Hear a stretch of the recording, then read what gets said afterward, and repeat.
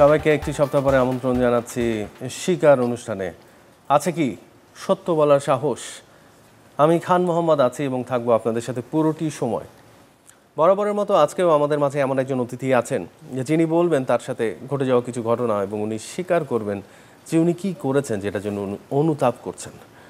সরাসরি চলে যাবো আজকের অতিথির কাছে এবং জানবো আজকের ঘটনাটা কি। আপনাকে আমন্ত্রণ জানাই শিকারে। কেমন আছেন আপনি? জি আলহামদুলিল্লাহ, আপনি ভালো আছেন? আমি ভালো আছি। আপনার নাম কি? আমার নাম মুস্তাক। মুস্তাক, জি। আচ্ছা, তো মুস্তাক সাহেব আপনার বাবা মা আছেন? জি আলহামদুলিল্লাহ। আপনার বাবা কি করেন? আমার বাবা আপাতত গ্রামে ছোটখাটো কৃষিকাজ করছে। কৃষিকাজ করছেন। আর মা তো মনে হয় বাসার দেখভাল করছেন। জি। আর ভাই বোন? ভাই বোন আমার দুই ভাই আছে, ছোট। আমার থেকে একটু বড় একটা আছে, কিন্তু কিছু করে না আর কি, আপাতত বাড়িতেই আছে। আর ছোট ভাই লেখাপড়া করতেছে। আপনি ঠিক মাঝখানের একজন? জি। আচ্ছা, কোনো বোন নেই? না, বোন নেই। আচ্ছা, তো পড়াশোনা কতদূর করেছেন আপনি? আমি এখনও লেখাপড়া করতেছি আর কি। কিসে পড়ছেন এখন? আমি আপনার অনার্সে পড়তেছি। অনার্সে পড়ছেন আপনি? জি। আচ্ছা, তো হলে আমরা সরাসরি চলে যাই। হ্যাঁ, ঘটনা যে আসলে কি কারণে আপনি আজকে আমাদের এই শিকার অনুষ্ঠানে এসেছেন এবং স্বীকার করতে চাচ্ছেন, কি স্বীকার করতে চাচ্ছেন? মূলত হলো কি, যখন মানুষ লোভে পড়ে যায় তখন যে মানুষ কতটা হিংস্র হয় আর কি, এরকমই কিছু একটা কাহিনী। আচ্ছা।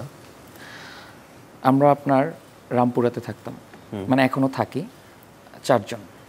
একটা ছোট একটা ফ্ল্যাট ছিল 2 রুমের। তো 4 জন থাকতাম। আমরা 2 জন ছিলাম স্টুডেন্ট, একজন ছিল ব্যবসায়ী, সে ফলের বিজনেস করত, সিজনাল ফল। আচ্ছা। আর আরেকজন ছিল চাকরিজীবী, ছোট একটা চাকরি করত। আর যে চাকরি করতো সে পাশাপাশি একটু আবার ওই যে মিডিয়ার সাথে যোগ ছিল বলতে তার একটা পেজ ছিল, সে সোশ্যাল মিডিয়া, হ্যাঁ, ভিডিও টিডিও করতো আর কি। যে একটা বয়সে গিয়ে ফ্যামিলির কাছে আসলে এরকমভাবে টাকা পয়সা চাওয়া যায় না। আমার যত টাকা খরচা ওইটা আসলে ফ্যামিলির বললেও বুঝবে না কখনোই। তারা আমার ফ্যামিলি থেকে আমাকে দিত কি, যে আমার কলেজে যত খরচা হইতো আর লেখাপড়ার জন্য যত খরচা আছে এইটা দিত। কিন্তু আমার যে এক্সট্রা একটা খরচা আছে, আমার বাইরে গেলে একটা ফ্রেন্ডের সাথে বসলে কিছু টাকা খরচা হয়, চা বাবদ কিছু খরচা আছে, তো এই খরচাগুলো আসলে মানে আমোদ এবং ফুর্তির জন্য যে টাকা প্রয়োজন হয়, হ্যাঁ, এগুলো আর কি, তো বাসা থেকে ওরকমভাবে পাওয়া যায় না।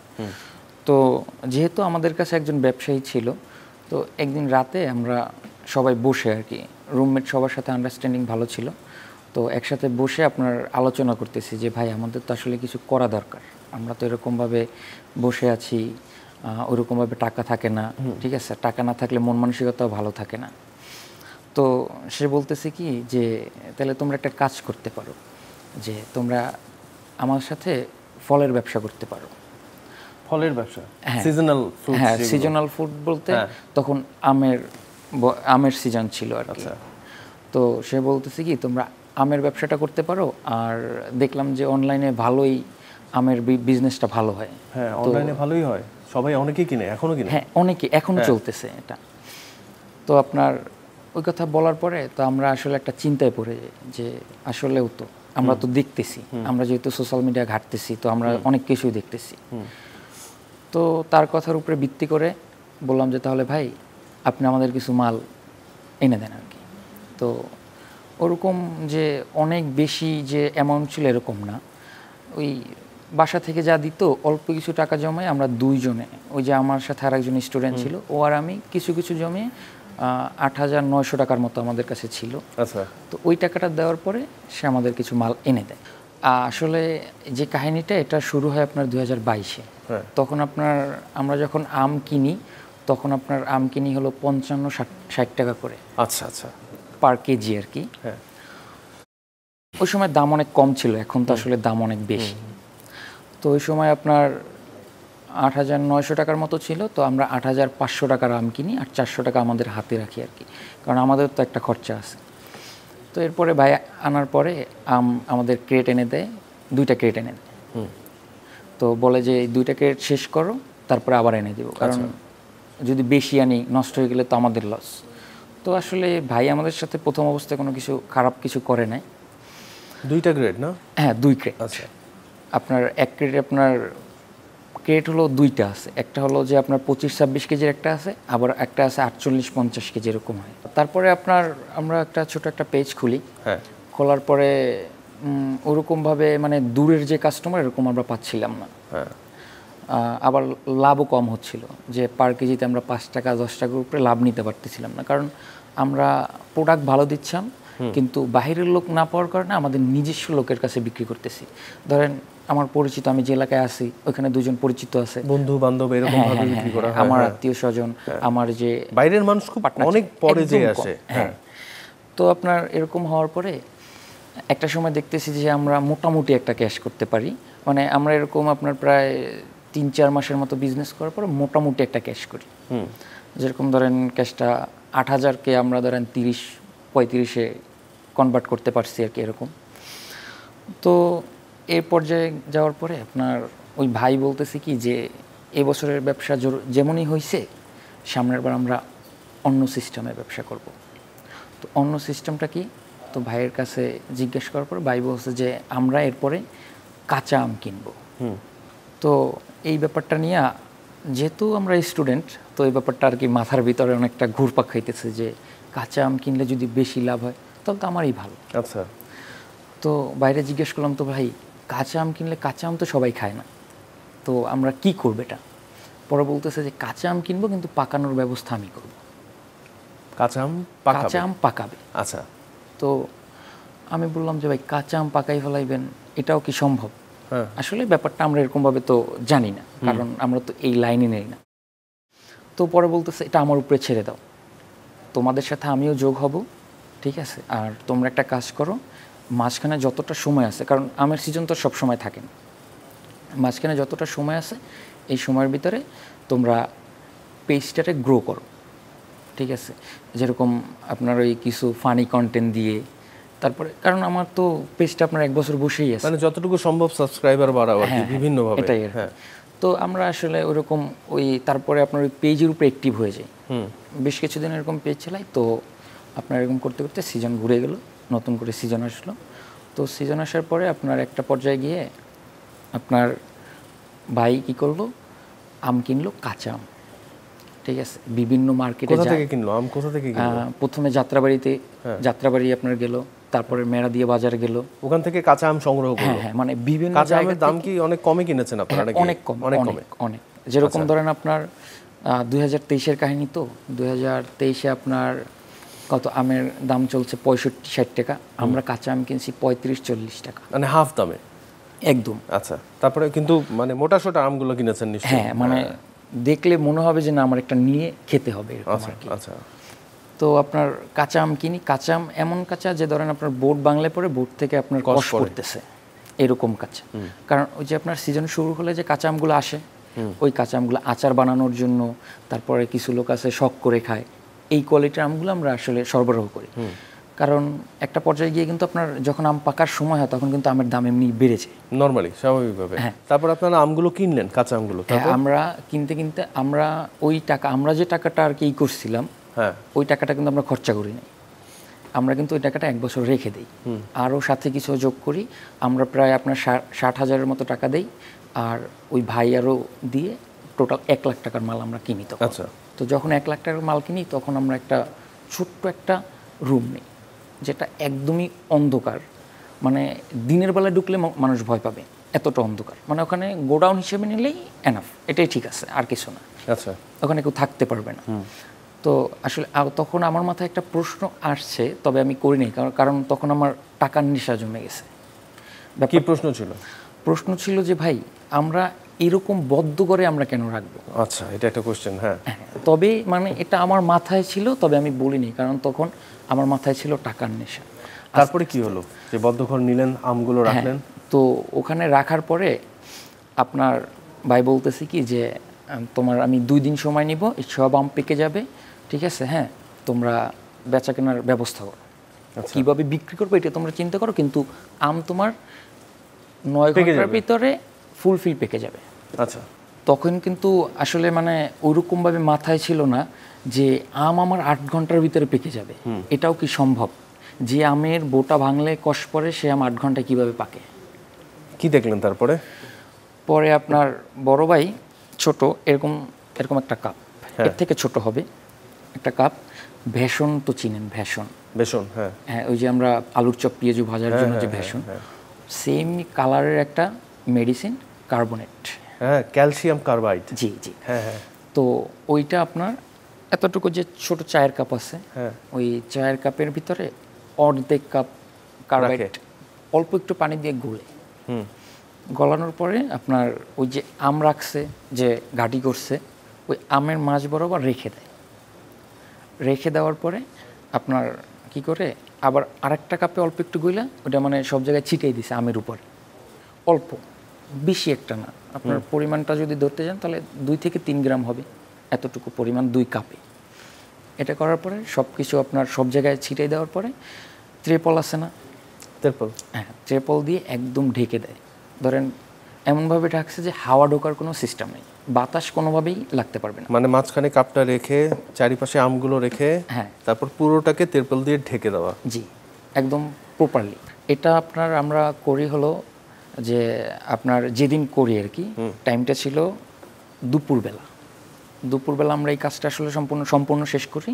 পরের দিন আমরা সকালবেলা কিছু আম পাই হলো গিয়ে মানে গাছ থেকে পাকছে হালকা হালকা, মানে আম টিপ দিলে হালকা নরম, আর কিছু আম যেটা নিচে ছিল, যেটা গরম বেশি, তাপ বেশি হয়েছে, ওটা আর কি একটু বেশি নরম। তো আমরা প্রথমে আমগুলোরে 2 ভাগে বিভক্ত করি, কারণ কিছু আম আছে আজকেই বিক্রি করতে হবে, আর কিছু আম আছে 1 দিন 2 দিন রাখলে সমস্যা নেই। আর একটা জিনিস দেখলাম যে আম কিন্তু যে সিজনাল যে ফল, বিশেষ করে অনেক ফল যদি এক জায়গায় পাকা ফল থাকে তাহলে কিন্তু অনেক মাছি হয়। কিন্তু আমি যেটা দেখলাম যে ওই রুমের ভিতরে একটা মাছি কেন একটা মশাও নেই, ক্যালসিয়াম কার্বাইডের জন্য। হ্যাঁ, হয়তো বা তখন আমি জানতাম না এটা, এখন জানি, আফসোস হয়।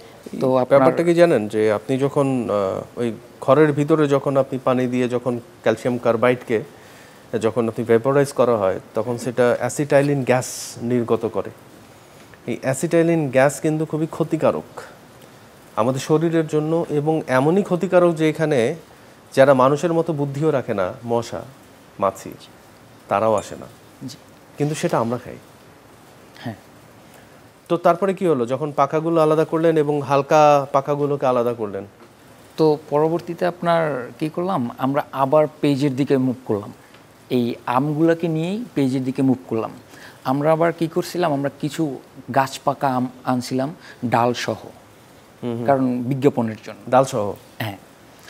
তারপরে বিজ্ঞাপনগুলো আর কিভাবে করতেন? বিজ্ঞাপনগুলো হলো গিয়ে আপনার প্রথমে ওই ডাল সহ ছবি তুলে ছেড়ে দিতাম, তো ওরকমভাবে আসলে আমরা কোনো বেনিফিট পাইনি।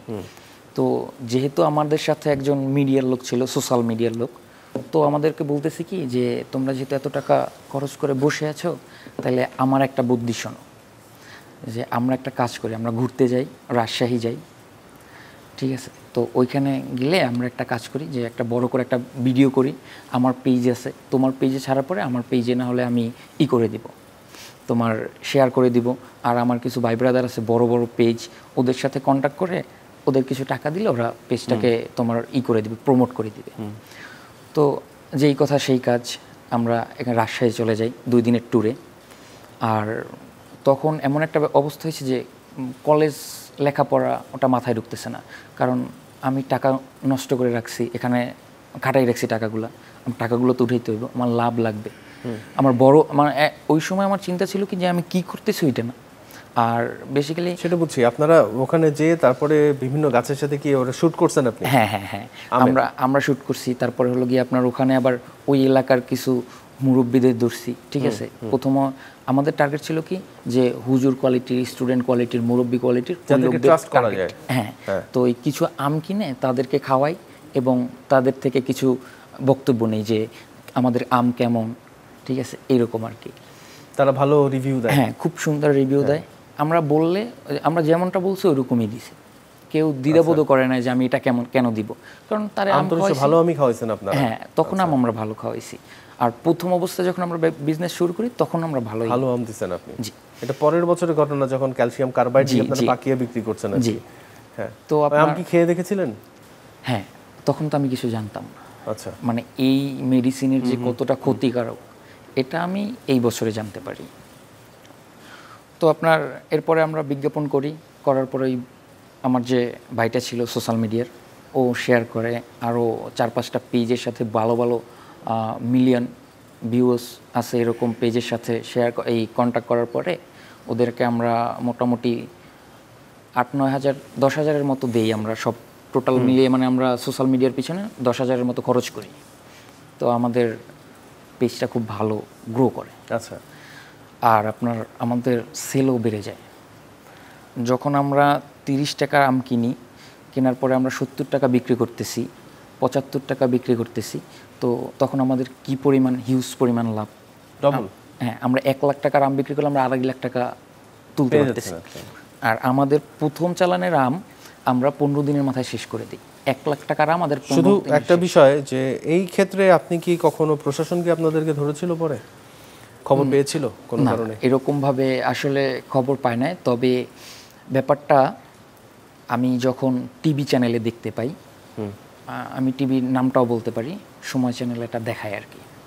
তো যখন দেখায় এই মেডিসিনটা নিয়ে, যখন তারা কথা বলে, তখন আসলে আমি মোটামুটি কিছু জানতে পারি। পরে গুগলে সার্চ দেওয়ার পরে অনেক কিছু আর কি এইটার ব্যাপারে আমি তারপরে বুঝতে পারেন যে ব্যাপারটা আসলে কতটা ক্ষতিকর। জি, অল্প কিছু লাভের জন্য অনেক মানুষের জীবন হ্যাঁ হয়ে যেতে ইভেন আমি যখন, মানে কথা হলো, যখন আম তো সবাই খায়, তো আমি যখন বেশি পরিমাণে আম খাইছি এটা, তখন আমারও কিন্তু পেটে সমস্যা হয়েছে। ব্যাপারটা কি জানেন, পেটে কেন সমস্যা হবে না? আমরা অনুষ্ঠানের একেবারে শেষ পর্যায়ে চলে এসেছি মুস্তাক, আমাদের হয়তো বিদায় নিতে হবে, বেশি সময় নেই, থাকলে হয়তো আর অনেক কিছু শুনতে পারতাম। ক্যালসিয়াম কার্বাইডের ভিতরে আর্সেনিক এবং ফসফেট থাকে, এবং আর্সেনিক নিশ্চয়ই আপনি জানেন সেটা কি। যেই কলের পানিতে আর্সেনিক পাওয়া যায় সেটাকে সরকার সিল করে দেয়, কারণ এটা স্লো পয়জনিং একটা পয়জন, স্লো পয়জন করবে আপনাকে। আপনি যখনই ক্যালসিয়াম কার্বাইড বা এই টাইপের কেমিক্যাল দিয়ে পাকানো কোনো ফল কন্টিনিউয়াস খেতে থাকবেন, আপনার তখন এটা বিষক্রিয়া হবেই ভিতরে, টুডে অর টুমরো। যাই হোক মুস্তাক, আপনাকে ধন্যবাদ জানাই আজকে এসে আপনার জীবনের এই গল্প বলার জন্য, এবং যে রিয়েলাইজেশন হয়েছে, এবং ব্যবসাটা নিশ্চয়ই ছেড়ে দিয়েছেন আপনি নাকি? জি, একদমই। যাবার আগে শুধু একটা কথাই বলবো, যে যা করেছেন সেটা নিয়ে কি আপনার প্রায়শ্চিত্ত কীরকম হচ্ছে? আসলে অনুশোচনার শেষ নেই। আমি যখন বুঝতে পারছি, তখন থেকে আসলে আমি নিজে বুঝতে ট্রাই করতেছি যে আসলে কোন কাজটা করলে আমার জন্য ভালো এবং আমার ভাইদের জন্য ভালো। কারণ আমরা কোনো না কোনোভাবে যেখানেই যে থাকুক না কেন, দেশের যে প্রান্তেই থাকুক, সবাই কিন্তু আমরা ভাই। তো কথা হলো যে আমি এমনভাবে অনুশোচনা করছি যে এরকম কাজ আমি কেন, অন্য কেউ না করুক। আর এটা খুবই খারাপ। আমি যখন টোটালি ব্যাপারটা জানতে পারি, তখন থেকে আসলে আমি মানে বলে বুঝাতে পারবো না যে আমি কোন অবস্থাতে আছি আর কি। ঠিক আছে, ব্যাপারটা তো আপনার বড় ভাই আপনাদেরকে ইন্ট্রোডিউস করিয়েছে, আপনারা তো নিজেরা ইনভেন্ট করেননি। আশা করব আপনি এরকম বিপথে আর যাবেন না। পড়াশোনা করছেন, পড়াশোনা করে সুন্দরভাবে জীবনযাপন করবেন, এবং কিভাবে মানুষের ভেজাল খাবার থেকে মানুষকে মুক্ত করা যায় সেদিকে মনোনিবেশ করবেন, এই ব্যাপারে আপনার কাছ থেকে অনেক বেশি আশা। ভালো থাকবেন আপনি। দর্শক, আবারও সামনের সপ্তাহে কোনো একজন অতিথিকে নিয়ে আসবো এই শিকার অনুষ্ঠানে, যিনি স্বীকার করবেন তার করে যাওয়া অতীতের কোনো একটা কাজ, যেটার জন্য উনি অনুতপ্ত। আমিও বিদায় নেব, কিন্তু বিদায় নেওয়ার আগে অবশ্যই আপনাদের একটা জিনিস বলতে চাই, যে অনলাইন বিজনেস খুব ভালো বিজনেস, কিন্তু অনলাইনে কী ধরনের মাল, কী ধরনের জিনিস, কী ধরনের দ্রব্য আপনারা কিনছেন, সেটা কিন্তু স্বচক্ষে দেখে কেনার সম্ভাবনা নেই। যদি কিনতেই হয়, সরাসরি গিয়ে বাজার থেকে নিজে হাত দিয়ে যাচাই বাছাই করে কিনুন।